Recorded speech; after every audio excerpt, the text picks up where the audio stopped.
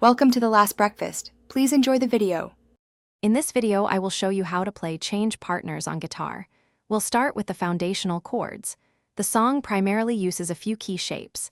Begin with a minor 7, then move to a D7. Focus on clean transitions between these two.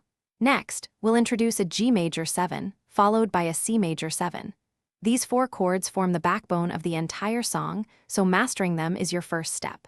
Practice each change slowly, ensuring every note rings out clearly. Now, let's get into the strumming pattern that gives change partners its distinctive feel. We'll use a smooth, consistent down-down, up-up, down motion. The key is to keep it light and flowing, not too heavy-handed. Pay close attention to the rhythm, emphasizing the first and third beats of each 4-beat measure. This creates that classic, danceable swing.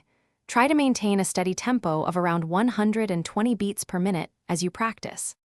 Moving on to the song's structure, the verse and chorus sections share a similar yet distinct chord progression.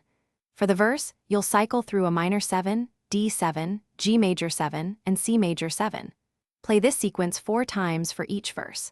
The chorus then introduces a subtle change, often substituting the C major 7 with an F major 7 for a slightly different harmonic color. Listen closely to the original recording to catch these nuances. Finally, let's tackle the bridge and a key riff that adds character to change partners.